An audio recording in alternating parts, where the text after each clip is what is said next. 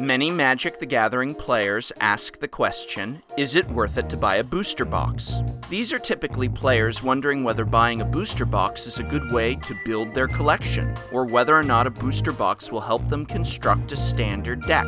Knowing when and why to buy something as expensive as a booster box is a very important question, one that requires knowledge both of how booster boxes work and what your needs are as a player. Let's start by taking a look at the math. Like all videos, I'll be using US prices, so for those outside of the US, you can adjust these numbers accordingly.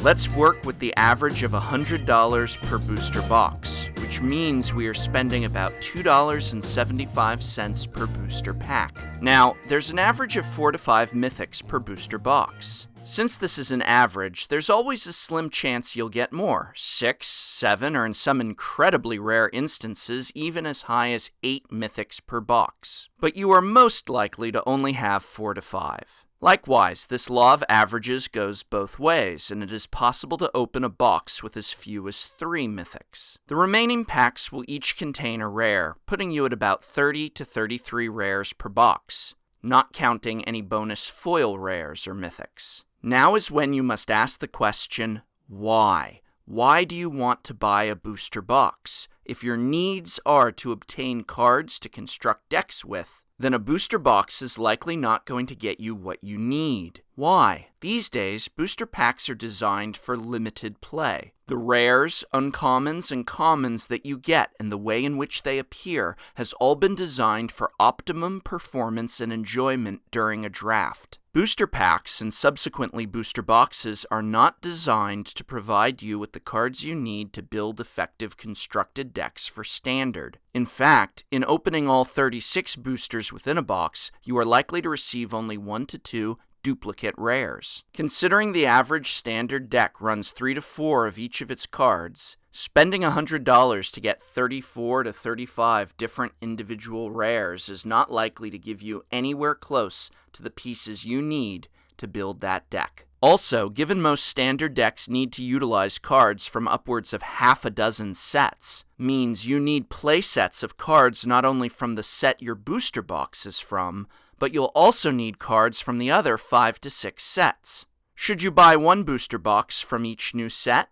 First of all, that is expensive. There's 4 sets per year, and as previously stated, you're mostly just getting one of each rare within that box. So you are nowhere near the playset needed for your constructed deck, assuming you even get the specific rares that you need for that deck. At this point, you're probably aware that this video's premise is that booster boxes are not worth it if your goal is constructed play. That's mostly correct, but I do want to talk about when and how they can be worth it, and that is immediately following a new set release. Overall, the best value gotten from a booster box currently in Standard is immediately after that box's set has been released. While a few individual rares may rise in price due to later being proven successful in Standard constructed, the majority of cards will fall in value until they eventually rotate out. After that, the only cards that will retain or regain value are ones which are viable in other formats, most notably Modern,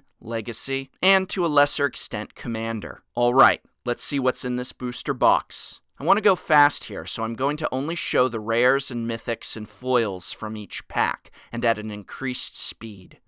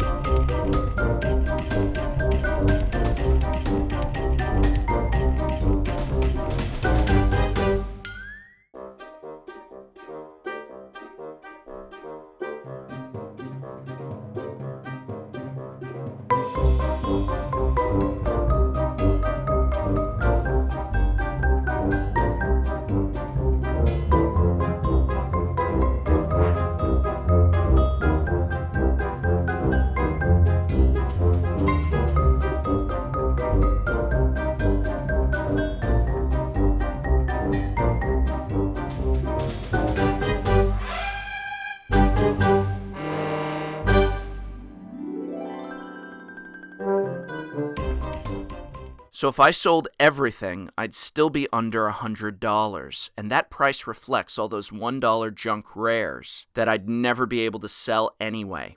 I don't consider this a good value for my $100.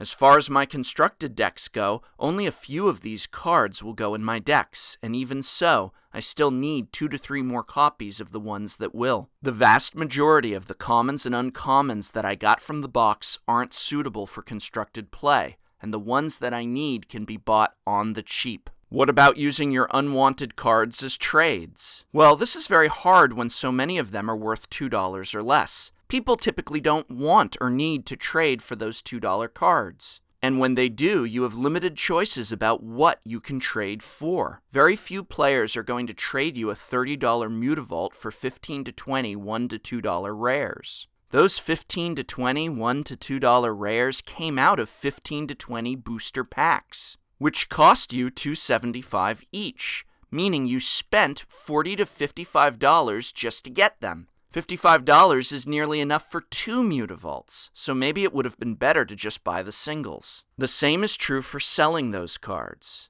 There's not a lot of demand for $1 bulk rares. Your local game store isn't going to pay much, if anything, for them, and selling $1 cards online will still only be netting $1, minus shipping, minus seller fees, minus envelopes, minus time, and minus energy.